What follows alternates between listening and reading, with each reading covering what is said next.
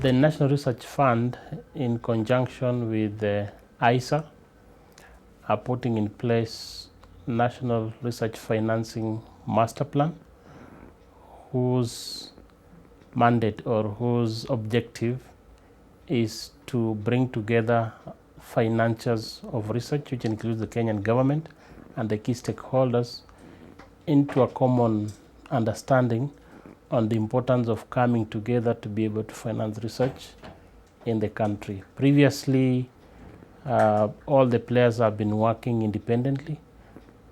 Thereby, we saw it fit for National Research Fund and ISA to coordinate this initiative to enable research financing, more particularly funding different aspects of research, to be coordinated through the National Research Fund. The research financing and capacity strengthening master plan is key for Kenya's socioeconomic development. One, research drives knowledge generation, and by knowledge generation we also get the evidence we require for policy.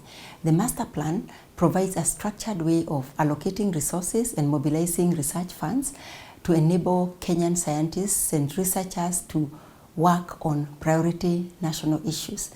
Number two, it provides a system which is embedded within our constitution to allow for allocation of at least a certain percentage, 2% of GDP, to research, science and innovation, which is very important because it enables sustainability and also gives the confidence of researchers that they're not going to be out there for hire. They have resources that they can count on that are available for conducting research. Number three, it also provides a planning tool where the country can plan on the areas that it wants to focus on as far as research is concerned, and ensure we are responding to the needs of the country as far as socioeconomic development is concerned. I think the biggest advantage for us, or why it's a priority for Research Fund, is as we're trying to create those systems, so research and innovation systems in Kenya, we try to look at what gaps are there. So from a previous work that we had done with ISA, where we did the research and development policy, one of the gaps that we saw is how we mobilize or how we channel the funding. So we saw it as a stepping stone from our previous work, number one, but also it's important to us because it makes the research systems in Kenya, or the research ecosystem in Kenya, more vibrant and more well coordinated in terms of how it works and the things that it does. In the process of developing the master plans, we've really been up to speed. One, in bringing in government, and the government currently or recently established the State Department for Science, Research and Innovation, and the PS, Professor Shaukat Abdul Razak, is of course vocal and passionate about matters science, research and innovation, and is taking the lead to ensure that the National Research Financing Master Plan is successful. Secondly, the other success is being able to bring in the key players. These are our partners, which include, of course, the UKID, FCDO, among others, who have been critical in fomenting and bringing on the table what they do, different types of research they support. And this information is critical for National Research Fund to be able to disseminate what type of research are happening in the country and who are the beneficiaries.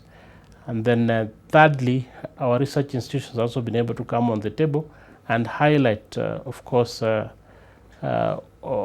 challenges they are facing as one, institutions, and secondly, individual researchers. So we are putting in place an ecosystem approach. What I have found when I came here, quite a number of challenges. One is the first issue is the issue of lack of funding. Although in principle African countries have agreed that we need to set aside 1% of the GDP to support this ecosystem, we are still lagging behind. Kenya is doing a little bit better than quite a number, with 0.8% of the GDP. This is one. Secondly, I've found out that there's a lot of fragmentation. in terms of work in research, a lot of silos, so to speak. There's a lot of work going on, but the left does not know what the right does in terms of the research, in terms of innovations and technology. And the third thing is that although we speak about a lot of work being done in the country, it has not been adequately profiled, so to speak. That visibility is not there. If you take an example of the Global Innovation Index, we've been sliding downwards. Although I trust and believe there's a lot of work going on, since I came back, I have gone around the country and I have seen talented Kenyans coming out with innovations. But either these innovations are not adequately reported, or they are somehow the data that is being provided is outdated information, outdated data. And that's why we are suffering. And then the fourth point, rather, so to speak, is how the research outputs are being translated into outputs and be able to have impact in the society. Translating or transitioning research outputs into commercializable or marketable products requires that right at the onset of identifying the research problem, it is responding to a need. A lot of the research that has been going on in this country, unfortunately, is driven by others, not ourselves, which means a lot of that may not even have been relevant to the needs of our country and needs of society. That's one. Number two, transitioning research into commercializable products require involvement of the private sector right at the onset. A lot of our researchers don't involve or don't even consult with the private sector to know who is likely to utilize the research outputs from your project.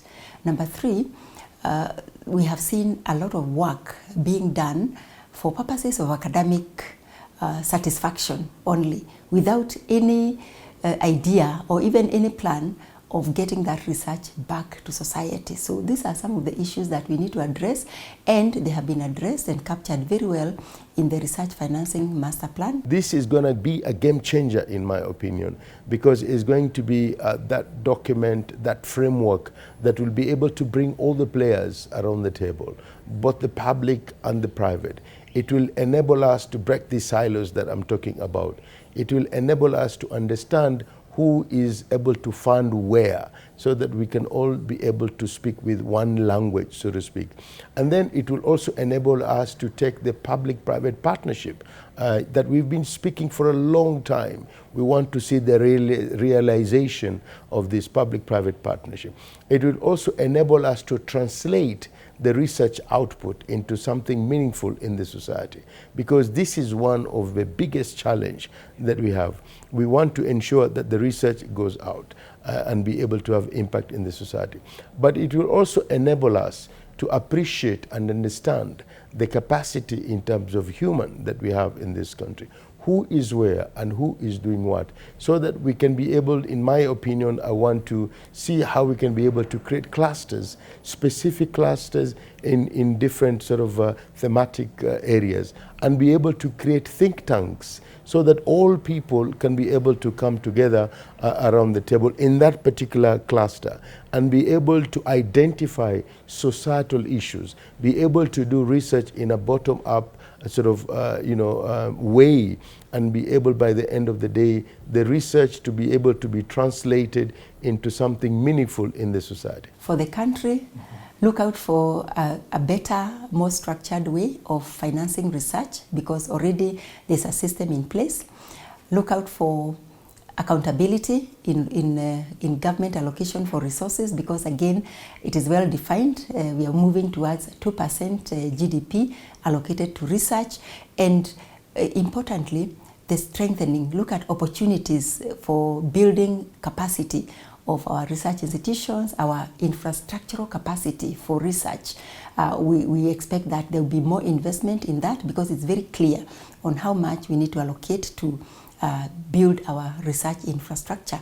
And then look out for more partnerships. We expect that with this order, within how the master plan envisages how the research ecosystem is going to be, we are going to see more partners coming on board. So let's be on the lookout. Let's not lose out on any opportunity for a partner who is looking out to support our national research priority needs.